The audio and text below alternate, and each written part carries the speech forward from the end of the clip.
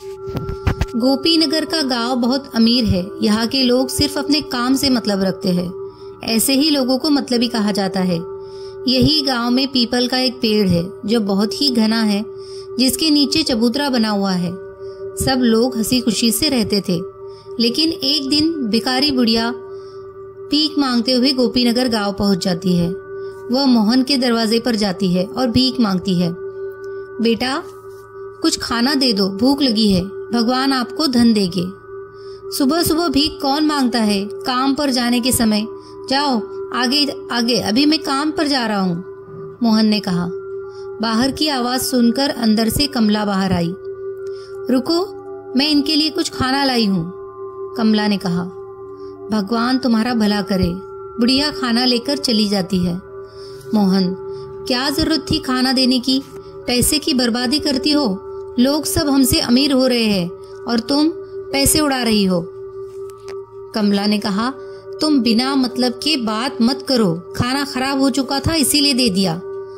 खाना लेकर भिखारिन बुढ़िया पीपल के पेड़ के नीचे चली जाती है और खाने को खोलती है तो उसमें से बदबू आती है। गौर से देखा तो उसमें कीड़े पड़ चुके थे। गरीब बुढ़िया ने खाना फेंक दिया और दूसरे घर में भीख मांगने चली गई और वह शीला नाम की औरत से बोली, भगवान भला करे कि तुम्हारा, मुझे कुछ खाना दे दो। हाँ, गंदा खाना मत देना, मैं पहले से ही बीमार हूँ और बीमार हो जाऊंगी। शीला, हाँ हाँ, भीख मांगती हो और ऊपर से ये फरमाइश, जाओ, नहीं है मेरे पास देने के लिए कुछ। गरीब बुढ़िया वहां से दूसरे घर में खाना मांगने चली गई। एक आदमी ने थोड़ा सा खाना दिया। बुढ़िया ने कहा, बेटा थोड़ा सा खाना और दे दो, इसमें तो पेट भी नहीं भरेगा। तो लड़के ने कहा, देखो हम इससे ज्यादा नहीं दे सकते, महंगाई का जमाना है, पेट्रोल कितना महंगा हो गया है पता है। गरीब बुढ़िया को गांव के लोगों को इतनी कम भीख मिली कि उसका पेट नहीं भरता। कुछ दिन में वह और ज्यादा कमजोर हो गई। बहुत अधिक गर्मी के कारण एक दिन बुढ़िया को बहुत जोरों से प्यास लगती है। आसपास पानी न मिलने के कारण वो लोगों के घर जाकर पानी मांगने लगती है। लेकिन वहां के लोग इतने मतलबी है कि गरीब बुढ़िया को पानी भी नहीं दे रहे हैं। बुढ़िया पानी मांगती है, पानी दे दो, कोई मुझे पानी दे दो। उसे कोई भी पानी नहीं देता है। उसे देखते ही वहां के लोग उसे भगा देते थे। लोगों के घर जाकर वह बहुत थक चुकी थी, लेकिन उसे एक बूंद पानी पीने के लिए नसीब नहीं हुआ। चलते चलते वह उस पीपल के पेड़ के नीचे जाकर बैठ जाती है। कुछ देर बाद बीमारी और पानी ना मिलने के कारण बुढ़िया की वहीं पर मृत्यु हो जाती है। बुढ़िया के मृत्यु हो जाने के बाद वहां अजीब अजीब सी घटनाएं होने लगती है। जब रात को सब लोग सो रहे होते हैं तो आधी रात को एक औरत के रोने की आवाज सुनाई देती है। ये आवाज इतनी तेज होती है कि पूरे गांव को सुनाई देती है। रोने की आवाज के साथ साथ चीखने चिल्लाने की आवाज भी आने लगती है, जिससे लोग और भी ज्यादा डरने लगते हैं। गांव के लोगों ने एक मीटिंग बुलाई। सब लोग उसी पीपल के पेड़ के नीचे इकट्ठा होते हैं। उसमें से एक आदमी बोलता है, गांव वालों, ये क्या हो रहा है? गांव में रोज रात को एक औरत के रोने की चिल्लाने की आवाज सुनाई देती है। तभी एक औरत बोलती है, इसका क्या उपाय है? मेरे बच्चे बहुत डर रहे हैं। तभी एक दूसरा आदमी बोलता है, सभी लोग रात को अपने अपने घरों में हनुमान चालीसा बजाओ। इसके बाद आवाज आनी बंद हो गई। लेकिन एक दिन मोहन उस पीपल के पेड़ के नीचे से जा रहा था। उसकी कार खराब हो गई। पीपल के पेड़ के नीचे से जो गुजरता था उसकी तबीयत खराब हो जाती थी और उसे तेज बुखार हो जाता था। तो कभी हंसने की आवाज, तो कभी रोने की आवाज, तो कभी किसी की बात करने की आवाज आती है। ये सारी बातें लोगों के डर को अंदर से और ज्यादा बढ़ाती जा रही थी। एक दिन अचानक गांव में पीपल के पेड़ के पास में रहने वाला एक व्यक्ति कुछ दिनों से लापता हो जाता है।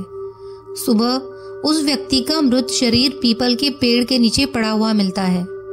इस बात ने गांव वालों को और भी ज्यादा डरा दिया था। कमला, कोई भी शाम होने के बाद घर के बाहर नहीं निकलेगा। गांव के सब लोग अपने घर के दरवाजों को बंद रखते हैं ताकि कोई गायब ना हो जाए।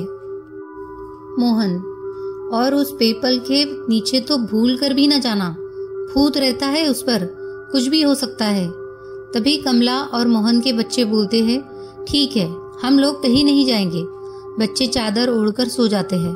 पूरे गांव के लोग बहुत डरे हुए हैं और कोई भी घर के बाहर नहीं निकलता है। पूरे गांव में मानो मातम सा पसरा हुआ है। मोहन और गांव के कुछ लोग एक साधु के पास जाते हैं और उस साधु बाबा से पूछते हैं, हम लोग एक बुढ़िया को भीख नहीं देने के कारण परेशान हैं। वो भूख और बीमारी से मर गई। बाबा, ये सब जो भी हो रहा है उसमें तुम सब गांव वालों की ही गलती है। तुमने एक बीमार और गरीब बुढ़िया को अपने लालच और निर्दयता के चलते मार डाला। तुम लोग उसे 2-4 रोटी भी नहीं दे सके, जिसके कारण उस गरीब बुढ़िया की जान चली गई और वो अब अपना बदला ले रही है। गांव वाले डर जाते हैं और साधु बाबा से पूछते हैं, क्या इसका कोई इलाज नहीं है बाबा जी?